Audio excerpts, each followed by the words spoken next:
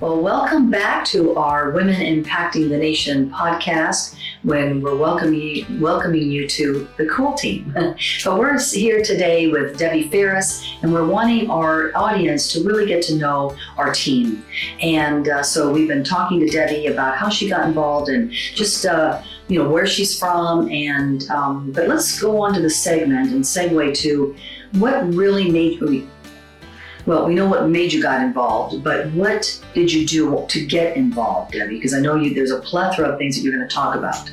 So I originally got involved with all of this when I started seeing just the irregularities that were happening with COVID on a global scale. A lot of things did not make sense. My parents got sick early on before it was even a thing. And so did one of my best friends. So I knew it wasn't as serious. My parents were in their 80s and they were just tired, not even a cough.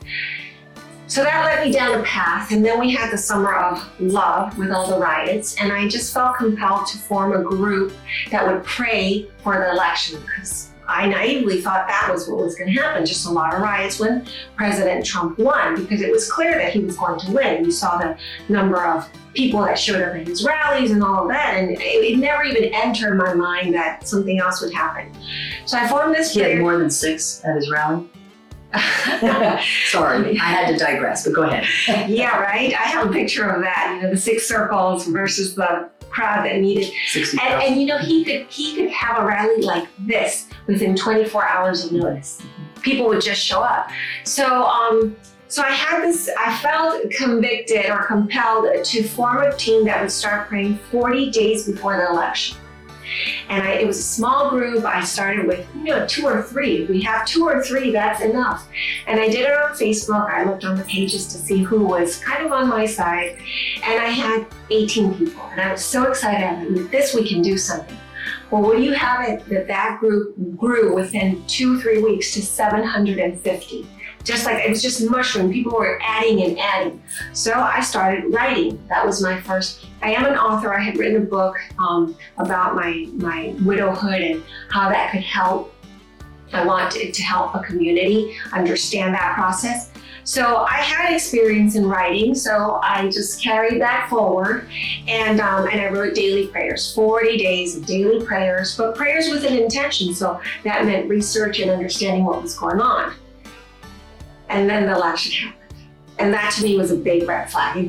This just did not make sense. So I started, at that point, I had my citizen journalist friends that were feeding me information. I got very involved very quickly with what was out there in terms of the data available. I'm an engineer, so I sat through hours of mathematical presentations and statistics and trends and everything that I saw, whether it was on the math, whether it was on the feeling, whether it was on what I had seen on the ground.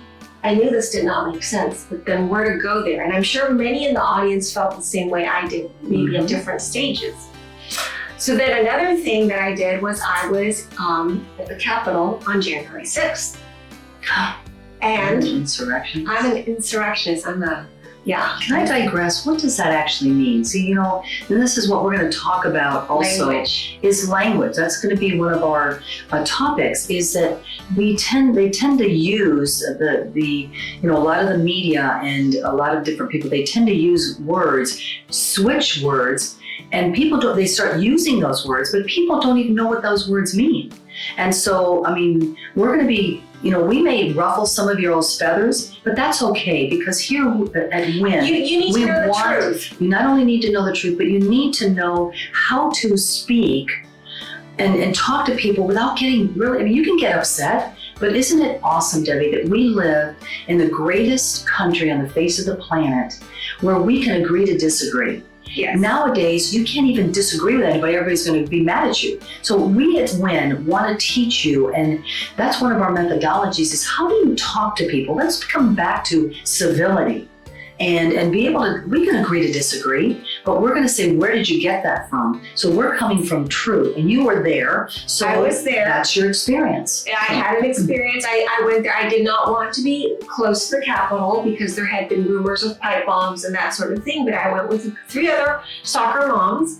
And you're a soccer mom I'm too. a soccer mom. Oh my Yes, gosh, I'm a soccer mom. the list is growing. Soccer and basketball mom. And so we went in, we just wanted to pray over the whole situation. And lo and behold, we get there, and there were, at this point, the count is over 1 million people. We just saw tons of people, and they were from all over. They were from Michigan, they were from California, from Texas, from really all over the country that had convened. And this is in the dead of winter, Sue. This is gray, this is cold, it's miserable. And all those people made their way up there, which is not what the media has been talking about. They talk about what happened by the building. They don't talk about what was downstream, all the way down to the ellipse and the Martin Luther King Memorial and whatnot. So I saw something with my own eyes, and when I came back, it was just completely distorted. So then that's another piece of the puzzle. What is the media not telling you or lying to you? But what you saw was patriots, Yes. loving prayers, people loving this country. And all different ages, I mean, not only ages, but different colors, black, white, Asian, all the orange people, the, come to Jesus people. It was America. It really was America. You had the bikers and the Lily Pulitzers and the, whatever. And so it was really, for me, and, the interesting thing is that everybody that was there was because they could not be there. And everyone that was there was representing probably another 100 of their friends. Mm-hmm. So we're there. It was a beautiful patriotic movement. There were people praying on megaphones and beautiful music and whatnot. And then the rumors and everything started coming about. I got back home and my neighbor was like, did they knock on the door? I'm like, who? Like, she's the FBI. I'm like, what? So that was a journey. So then I got paranoid because I'm from Latin America. I know how these things go down. So I created I turned off my Facebook presence, and then I created a blog, Praying Mantis. And that's where I started reporting what I knew on my blog. It's a Substack. That's where all of us have gone to hide or to expose.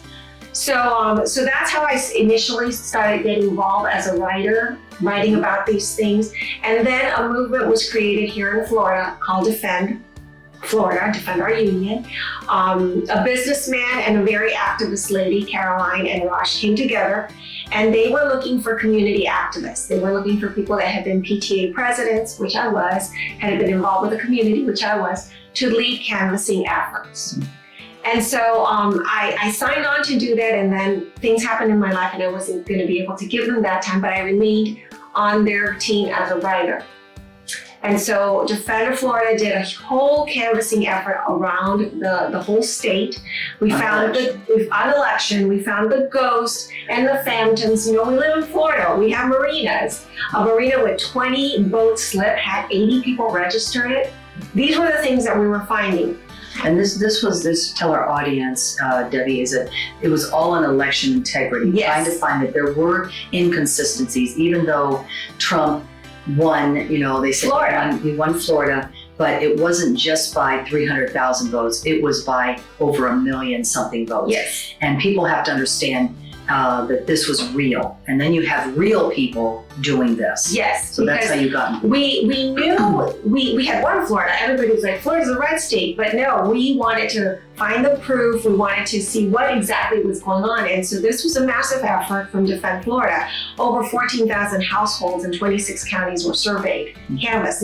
And then when the canvassers would knock on the door and ask, hey, Sue, do you live here? You're like, yes. And does Johnny live here? Johnny hasn't lived here for 20 years. He's dead. This is what they were finding. So all of these findings were presented to our elected officials, and nothing was happening. And then we were told, well, now 2022, it's a midterm, it's the midterm year. We have no interest in an election integrity bill. So that it has been an uphill. You would think with a Republican governor, a Republican House, and a Republican Senate in a red state, we could be ironclad this state. And it has been painful. So I was part of that painful movement of when I got involved and all of a sudden writing the laws. And so, I don't have a background in law. I had never seen a bill. I did not know what a line item was. My background is manufacturing and marketing and fashion. And here I am writing this bill.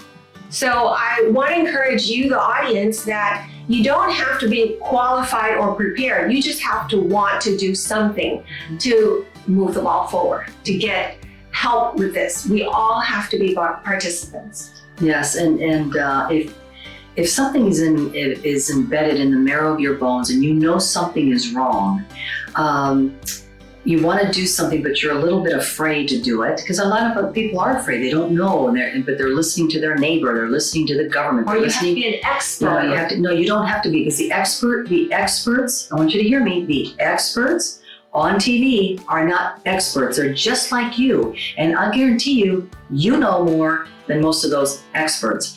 And so what I want to do is, because I'm not sure, we want to go into another segment, and we're going to come back and talk about WIN, and then also another group that you are a part of too, Debbie. Yes. But I want to leave the audience with, what can you do?